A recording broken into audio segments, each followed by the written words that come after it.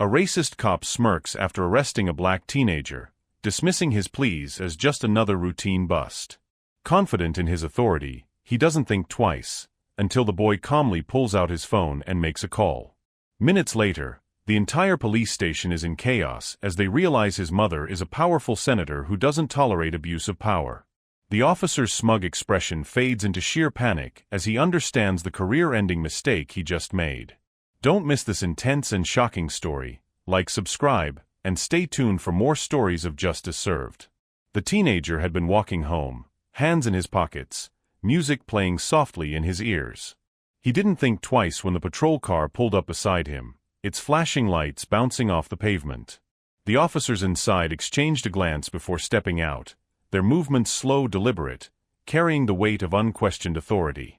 They had done this before, so many times it was second nature. One of them smirked, cracking his knuckles, as if anticipating the inevitable outcome. The boy stopped, confusion flickering across his face. He knew better than to run, knew better than to question, but that didn't stop the gnawing sense of injustice from bubbling up inside him.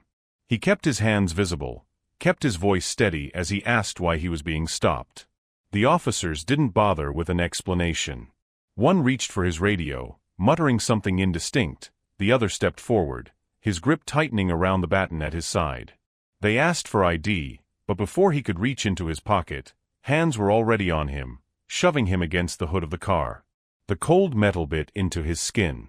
One officer sneered, making an offhand comment about how they knew his type. The other chuckled, cuffing his wrists with practiced ease, as if he were nothing more than another statistic, another name on a report they wouldn't think twice about filing. He protested, his voice cracking with frustration. They ignored him, tossing him into the back seat with a kind of casual cruelty, as if they had just taken out the trash. The doors slammed shut. The officers congratulated themselves, laughing at how quickly the kid folded, how easy it had been. One leaned against the car, shaking his head. Just another night on patrol. Then the phone rang. It started as a minor inconvenience, an annoying buzz from the teen's pocket. The officer who had cuffed him reached in and pulled it out, about to toss it aside when the name on the screen made his breath catch. Senator Diane Carter. The air in the squad car shifted, the tension palpable. The officer holding the phone hesitated, glancing at his partner. Their amusement faded, replaced by something colder, something closer to fear. They knew the name. Everyone did.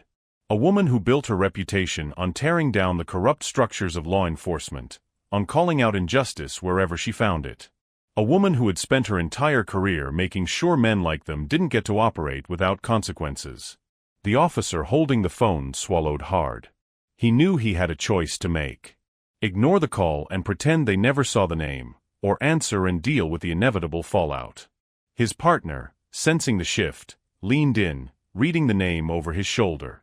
Their laughter was gone now, replaced by a dawning realization that their night had just taken a turn they never expected. The phone rang again. A second too late, he answered, voice carefully measured, trying to mask the sudden anxiety creeping into his bones. But the voice on the other end was sharp, filled with a quiet authority that demanded immediate attention. There was no question, no pleasantries, only a single command disguised as a question. "Where is my son?" The officer opened his mouth, but no words came out. He glanced at the kid in the back seat, who was now watching him with something close to triumph. The boy wasn't afraid anymore. He knew exactly what was about to happen, and for the first time that night, the power shifted. The senator didn't wait for a response. She was already making calls, already setting things in motion. Within minutes, the radio in the squad car crackled to life, dispatch ordering them to bring the teen in immediately. No booking, no processing, no questions asked. The officers didn't argue. They knew better. By the time they pulled up to the station, she was already there, standing at the entrance, arms crossed, eyes burning with a fury that made the officers shrink under her gaze. She didn't say a word to them. She didn't need to. She walked straight to the car, opened the door herself, and helped her son out, her touch gentle, reassuring. The officers stood frozen, watching as their night unraveled. The weight of their actions crashed down on them, the realization that they had made a mistake they couldn't talk their way out of. The smirk was gone. The arrogance had drained from their faces. There was nothing left but the cold, gnawing certainty that their careers were hanging by a thread. The senator turned to them then, her voice sharp, each word a deliberate strike. She didn't need to raise her voice to be terrifying. This isn't over. She meant it. The police station was filled with a tense, buzzing energy as the officers exchanged knowing glances. The teenager had been processed, and Officer Daniels leaned against the desk with a smirk. To him, this was routine. Another young black kid in cuffs, another day maintaining control. He barely looked up as the boy sat quietly in the holding cell, his eyes scanning the environment but his body still. The boy wasn't crying, wasn't pleading. That, more than anything, irritated Daniels. The watch commander, Lieutenant Reynolds, reviewed the paperwork, tapping his pen against the table as he skimmed the charges. Something about this case gnawed at him. It wasn't that he doubted Daniels. The officer had been on the force for over a decade and knew how to keep things in order. But Reynolds had seen too many cases like this before. A young black male detained on flimsy reasoning, vague charges of resisting arrest, loitering, or fitting the description. And something about this boy, his name, his demeanor, was setting off alarms in Reynolds' mind. The teenager, Jordan, sat still in his cell, his hands resting lightly on his lap. He had learned early that any movement could be misinterpreted. But his mind was racing. His mother had always warned him about situations like this, had drilled into him the importance of keeping his cool, of knowing when to speak and when to be silent. His silence was not fear, it was calculation. He knew better than to waste energy arguing with men who had already decided his fate. But what they didn't know was that his fate had already been secured long before this night. Daniels, pacing now, turned to his partner, Officer Miller, shaking his head. The laugh he let out was bitter, condescending.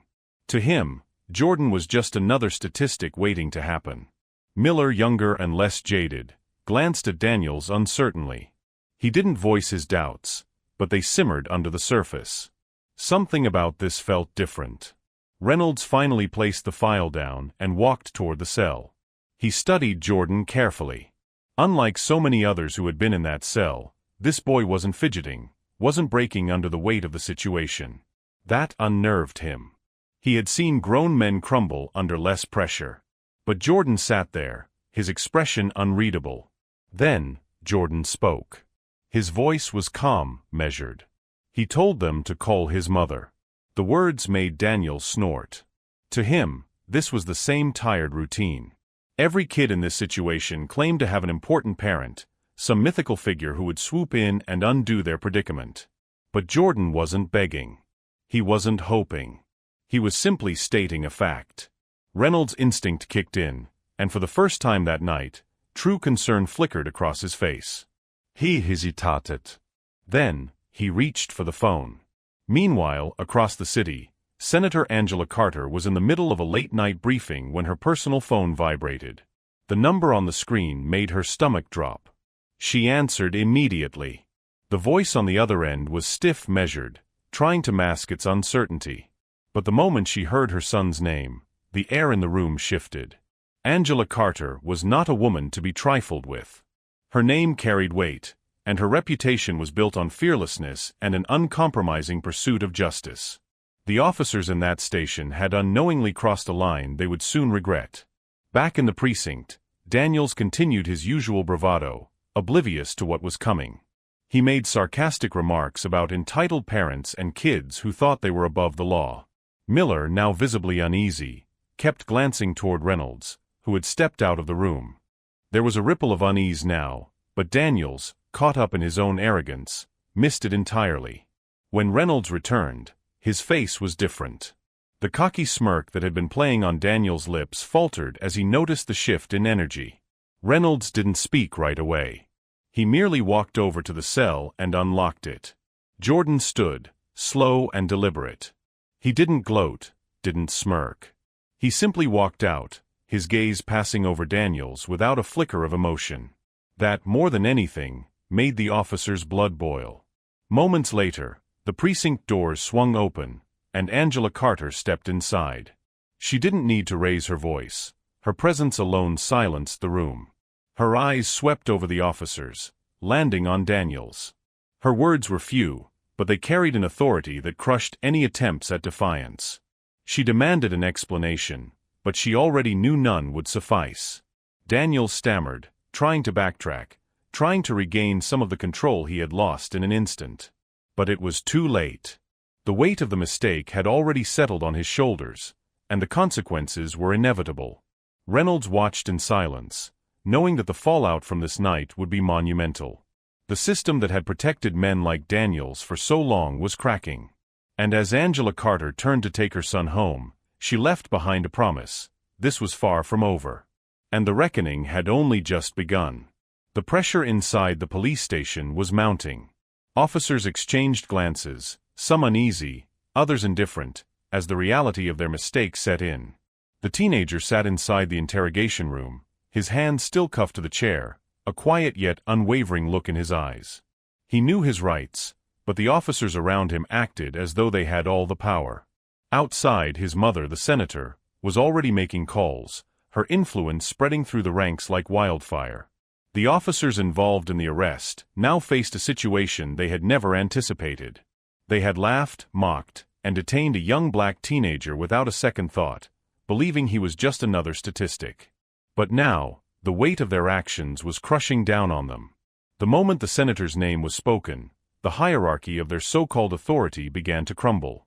Some officers whispered among themselves, speculating on the potential fallout, while others tried to maintain the illusion of control. Inside the chief's office, the commanding officer was pacing. The senator had just left a voicemail, her tone as sharp as a blade. She demanded an immediate explanation. Every second that passed was another opportunity for the situation to spiral further out of their control. He knew there was no covering this up. The evidence against his officers was undeniable: body cam footage, surveillance cameras, and the testimony of multiple witnesses all pointed to a racial profiling incident gone terribly wrong. The moment the senator walked through those station doors, everything would change. Meanwhile, the officers responsible for the arrest attempted to justify their actions. They spun excuses, grasping at straws, trying to paint the teenager as suspicious. They claimed he matched a description, that he had been loitering, that he had refused to comply. But their voices carried less confidence now, their usual bravado diluted by the knowledge of who they had wronged. Deep down, they realized their lies would not hold up against scrutiny, not when every detail of the incident was about to be dissected by legal experts and the media. As the minutes stretched into agonizing hours, the teenager remained composed. He had nothing to fear. He had done nothing wrong. He had been taught from a young age that justice was not always fair, but today, he had an advantage they had not anticipated: his mother. The very system that often worked against people who looked like him was about to be turned on its head. He watched as officers hesitated, their confidence shaken, their faces betraying the growing panic they tried to suppress. The doors to the station flew open, and in walked the senator, flanked by a team of legal experts and journalists. The weight of her presence was immediate, undeniable. Every officer in the room stiffened, their nervous glances darting toward one another. She moved with purpose, her eyes scanning the room until they locked onto her son's. Relief flashed across her face for only a moment before being replaced by a steely determination. The commanding officer stepped forward, his words carefully measured, but it was too late. The senator's voice cut through the tension like a knife, demanding answers, demanding accountability. The media cameras clicked rapidly, capturing every moment, every expression, every sign of guilt. This was not going to be brushed aside. The officers had miscalculated, and now they would face the full consequences of their actions. The teenager was released within minutes, his cuffs removed with an almost frantic urgency. The officers tried to shift the blame, but the damage had been done. The senator wasted no time in making it clear: there would be legal action, there would be consequences, and there would be reform. The station was no longer a place of unchecked authority. It had become a battleground for justice.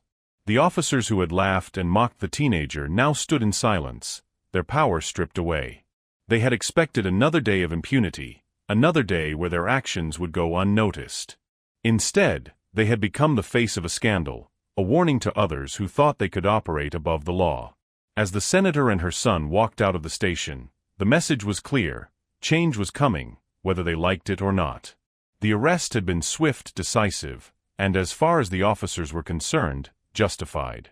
The teenager had been walking through the wrong neighborhood, at the wrong time, and with the wrong skin color. Officer Ryan Caldwell barely concealed his smirk as he tightened the cuffs on the boy's wrists, ignoring the quiet protests and the wide-eyed fear. His partner, Officer Mitchell Hayes, leaned against the patrol car, arms crossed, amused at the scene before him. The boy's name was Isaiah Porter. He had done nothing wrong. No weapons, no stolen goods, not even a record. Just a black teenager walking home, intercepted by officers who had already made up their minds about him before they even asked his name. They hadn't bothered to check who he was, where he was going, or why he might not be the criminal they assumed him to be. To them, he was another statistic, another arrest to boost their numbers. Inside the patrol car, Isaiah stared out the window, his breath shallow, his heart hammering against his ribcage. He had known men like Caldwell and Hayes existed, had heard stories from his older cousins and uncles, but he never thought he would be sitting in the back of a police car, hands cuffed behind his back, facing the unknown. He had seen his mother, Senator Angela Porter, talk about police reform on national television. He had watched her argue with journalists, debate lawmakers, fight for change. And now he was here, helpless, humiliated, and enraged. Caldwell drove slowly, Hayes scrolling through his phone, laughing at something on social media. They weren't in a hurry. They had done this before. The kid would sit in a cell for a few hours, his parents would come get him, and they would move on. Maybe the kid would learn a lesson. Maybe he'd keep his head down next time. Maybe he'd realize that the world wasn't built for people like him. But Isaiah wasn't just any teenager. And his mother wasn't just any woman. At the precinct, Isaiah was shoved into a chair, his hands still bound. A single overhead light flickered as he stared at the two officers before him. He was done being afraid. His mother had taught him better than that. With steady hands, he reached for the phone that had been carelessly tossed onto the desk and dialed the one number he knew would change everything. Angela Porter was in the middle of a televised interview when her phone vibrated on the table beside her. She ignored it at first. Calls could wait. But then she saw the name flashing on the screen. Her son. Her heart sank. Isaiah never called during school hours. He never called when he was out with friends. He knew she was busy, which meant something was wrong. She answered. And the moment she heard his voice, tight, controlled, but brimming with unspoken fear, she knew. The air around her grew still as she listened. She took a slow breath, pushing down the fury rising in her chest. Years of political experience had taught her one thing: power wasn't in reacting. Power was in control. And she had plenty of it.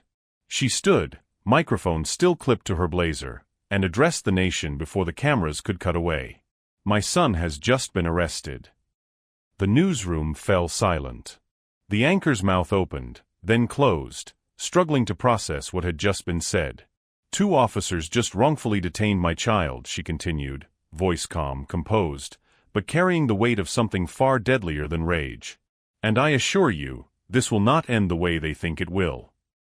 Back at the station, Caldwell and Hayes were still laughing, completely unaware of what was about to unfold. The desk sergeant answered a call, his expression shifting from mild disinterest to wide-eyed panic in the span of 3 sentences.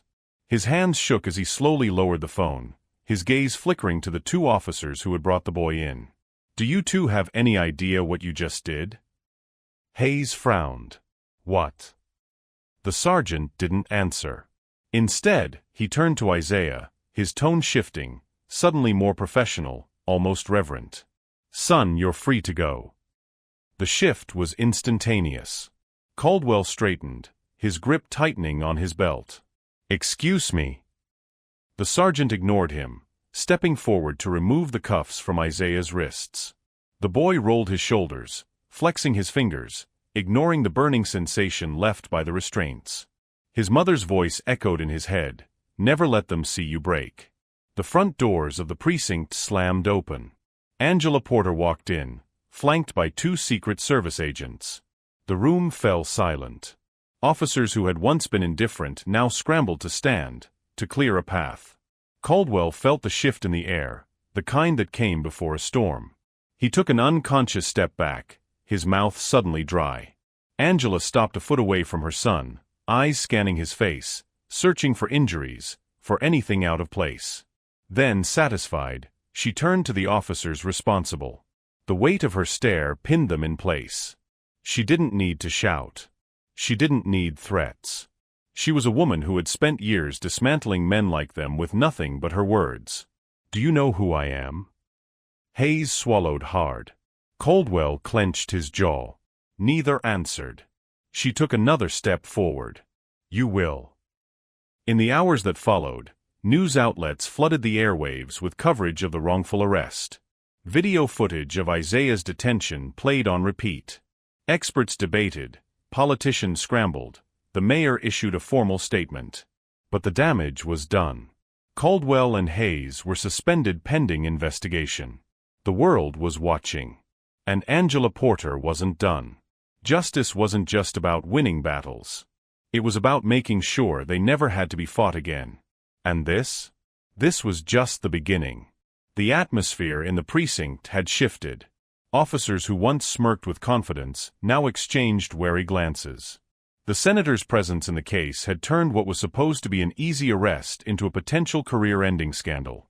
The precinct's captain had already held a closed-door meeting with key players, warning them about media exposure and legal scrutiny, but the damage had already begun. The officer responsible for the arrest, Detective Ryan Cooper, felt the weight of the unfolding crisis pressing down on him. He had laughed when he handcuffed the teenager, convinced it was just another routine stop and frisk. Now, as he sat in an interrogation room with internal affairs preparing to question him, his arrogance wavered. He replayed the moment he saw the senator's face on the news, the realization hitting like a truck. His career, built on years of unchecked authority, was now at risk. Meanwhile, at the senator's residence, an emergency legal team had gathered. The senator was not just furious, she was ready for war. Her son had been humiliated, his rights stripped away simply because of his skin color. She had spent years fighting systemic injustices from Capitol Hill, but now it was personal. Her allies in the Department of Justice were already reviewing the case. Political pressure mounted. Calls flooded into the mayor's office. The governor's staff scrambled for damage control. The senator wanted heads to roll. At the precinct, Lieutenant James Thornton, an officer who had long been wary of the department's discriminatory tactics, saw an opportunity. He had always known that the culture within the force needed to change, but he had never had the leverage to do it. This case, with national attention and political muscle backing it, was his chance. He quietly began pulling records, other wrongful arrests, patterns of misconduct. If the department was going down, he would make sure it was not just one officer taking the fall. Detective Cooper's confidence shattered further when he saw the internal affairs officers enter the room. Their expressions were unreadable, but he knew this wasn't going to be the usual slap on the wrist. He leaned back, attempting to feign composure, but his hands twitched. They started with the basic questions, forcing him to relive the incident, step by step. Every pause, every hesitation was a sign of weakness, and they could smell it. Across the city, the media was on fire. Protesters gathered outside the precinct. Civil rights organizations were already drafting lawsuits. The mayor scheduled a press conference, but the narrative had already slipped from their control. Social media amplified the injustice, spreading the video of the teenager's arrest across platforms. The public demanded accountability, not another empty promise of reform.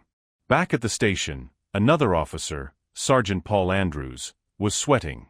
He had been there during the arrest. He had laughed along with Cooper.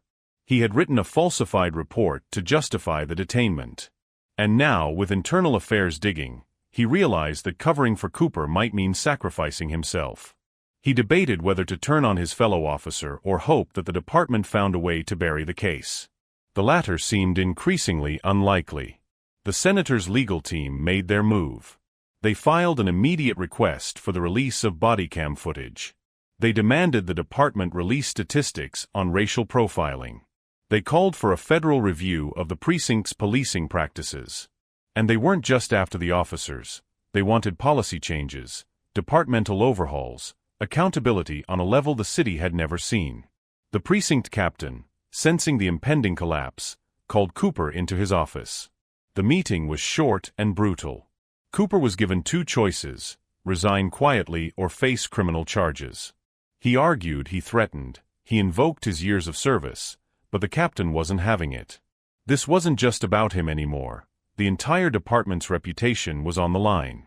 Cooper walked out, his face pale. He had always thought himself untouchable. Now, he wasn't sure if he would walk away from this with his freedom intact. But the battle was far from over. The senator knew that firing one officer wouldn't change the system. She went on national television, condemning not just the precinct but the entire culture that allowed officers like Cooper to operate with impunity. She called for federal oversight. She called for resignations at the highest levels. The pressure mounted. The mayor's office panicked. Other officers began coming forward, fearing that the skeletons in their closets would be exposed next. Meanwhile, inside the station, Lieutenant Thornton continued compiling evidence. He leaked key documents to journalists, ensuring that even if the department tried to suppress the truth, it would still come to light. The walls were closing in on the corrupt officers. Cooper knew that even if he resigned, he might not escape indictment. He wasn't alone in his desperation. Sergeant Andrews, realizing that he was next in the line of fire, secretly reached out to the senator's legal team, offering testimony in exchange for leniency. In the days that followed, the dominoes fell quickly. The police chief announced sudden early retirement. The precinct underwent immediate restructuring. Several officers, once thought to be invincible, faced criminal charges. And the senator? She turned the case into a rallying cry, pushing for legislative reforms that would permanently alter the way policing was conducted in the city. As for Cooper, his downfall was swift and merciless. Stripped of his badge, disgraced, and abandoned by the very system he had relied on, he realized too late that the rules had changed. The unchecked power he had once wielded was now a curse. The last thing he saw before he was escorted from the precinct was the senator's face on the newsroom television, her voice steady, determined, declaring that justice had only just begun. The city was in chaos. News of the wrongful arrest had spread like wildfire, igniting protests, media scrutiny, and political upheaval. The senator, enraged by the blatant abuse of power against her son, had set an unstoppable force into motion. Investigations were launched, statements demanded, and the police department found itself under the piercing glare of national attention. Inside the police station, the officers involved in the arrest felt the pressure building. What had started as another routine stop had spiraled into a nightmare they hadn't anticipated. Officer Reynolds, the main instigator, was no longer the confident enforcer he had been when he first pulled the teenager over. Now, he sat in an interrogation room, sweating under the relentless questioning of internal affairs. His superior, Captain Halloway, paced outside, rubbing his temples as he processed the storm that was descending upon them. Meanwhile, in a quiet office downtown, the senator met with her legal team. She had one goal: complete accountability. She wouldn't let this go unpunished, not just for her son, but for every family that had suffered under the unchecked authority of those who abused their power. Lawyers gathered evidence, combed through reports, and prepared a case so airtight that not even the most corrupt backdoor dealings could undo it. The media played their part, unearthing a history of misconduct among the officers involved. Videos surfaced of previous encounters, allegations swept under the rug, complaints ignored. Every skeleton in their closet was being dragged into the light. Public opinion swayed violently against the police department, with calls for reform reaching the highest levels of government. At the precinct, tensions ran high. Officers whispered among themselves, some worried about their careers, others indignant that they were being targeted. Some were beginning to turn on Reynolds, realizing that their blind loyalty to a flawed system could cost them everything. Detectives took statements, internal affairs sifted through documents, and the once powerful officers felt the ground beneath them cracking. The teenager, now safe under the protection of his mother, was no longer just a victim, he was a symbol. His face was plastered across television screens and social media, his story shared in millions of posts. Civil rights activists, celebrities, and politicians rallied behind him, demanding justice. He had become the catalyst for a larger movement, one that threatened to dismantle the very structure that had allowed his mistreatment to occur. As the legal battle took shape, the officers scrambled. Some hired high-profile attorneys, hoping to escape the consequences. Others considered cutting deals, offering testimony in exchange for leniency. But the senator was relentless. She wanted names, confessions, and above all, change. Then came the unexpected twist. An anonymous source leaked additional evidence, body cam footage that had been intentionally omitted from reports. The footage showed Reynolds laughing after the arrest, bragging to his partner about how he had taught that kid a lesson. The damning evidence sent shockwaves through the city, sealing the fate of those involved. The police chief, unable to contain the scandal, held a press conference. He announced suspensions, firings, and a full review of department policies. But it wasn't enough. The senator and her team pushed forward with lawsuits, determined to set a legal precedent that would prevent this from happening again. Inside the courtroom, the trial began. Witnesses took the stand, including fellow officers who, in an effort to save themselves, testified against Reynolds. The prosecutor presented an ironclad case, detailing every misstep, every lie, every abuse of power. The jury listened, their expressions darkening with every revelation. As the verdict loomed, the senator stood beside her son, her presence a reminder that power wielded responsibly could change the world. The officers had once laughed, believing themselves untouchable. Now, they faced consequences they had never imagined. The city held its breath, waiting for the gavel to fall, knowing that whatever came next would set the tone for justice, or the lack thereof, for years to come. The tension inside the precinct had reached its breaking point. The officers involved in the wrongful arrest were beginning to feel the weight of their actions, but the full consequences had yet to unfold. News of the senator's involvement had spread like wildfire, igniting a political storm that no one in the department had anticipated. Detective Andrews sat in his office, reviewing the footage from the arrest. His hands tightened into fists as he replayed the moment over and over again. The smug expressions of the arresting officers, the teenagers' confusion and fear, and the reckless laughter that followed. This was not just another arrest gone wrong. It was a damning reflection of everything wrong with the system he had spent his career trying to navigate.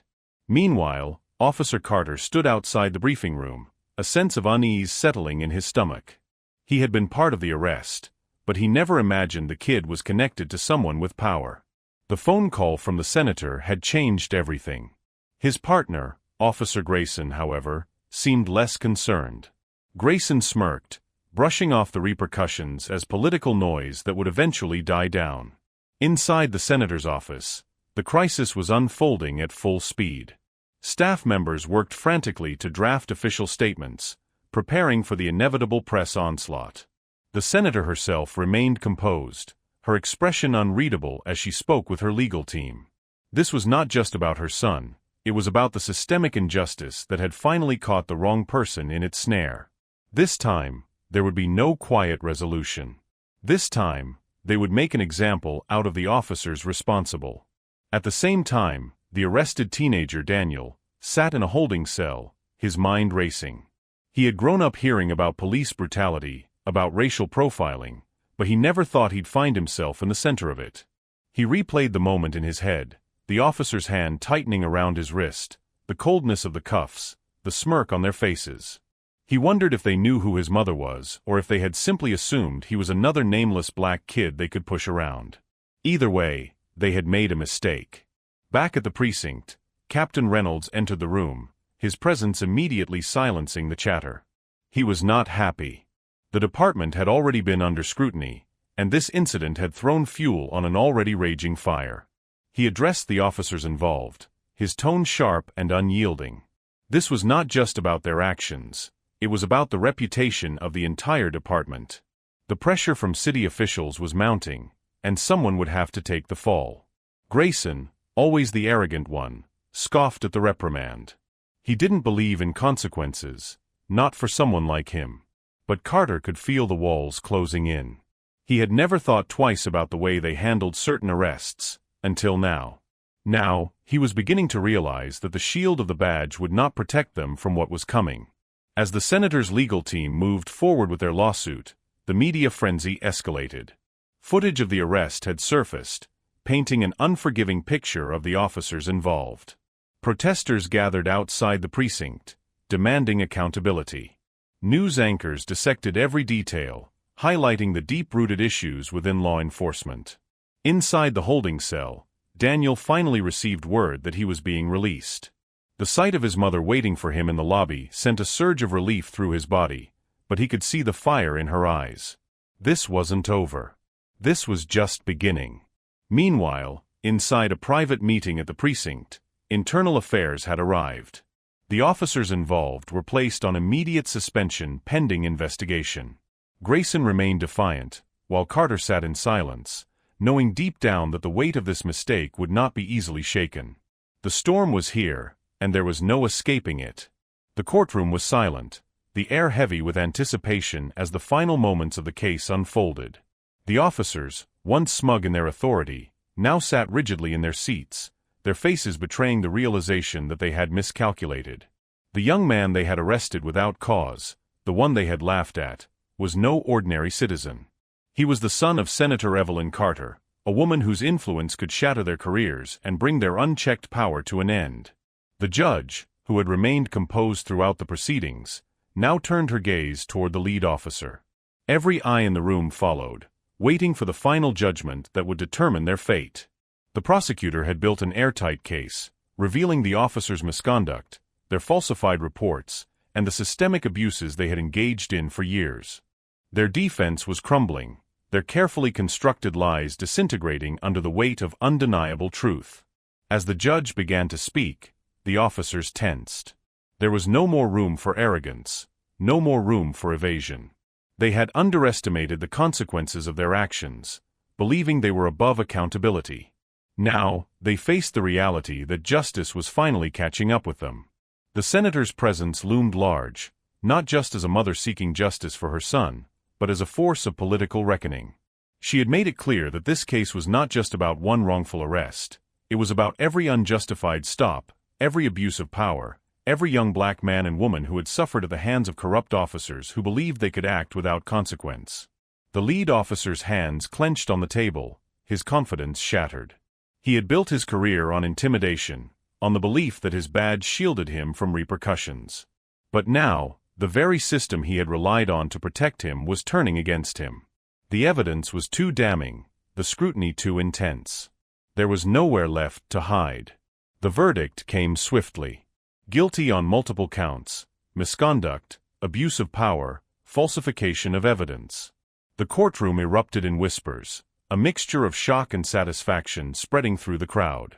The officers, once untouchable, were now facing the full weight of the law.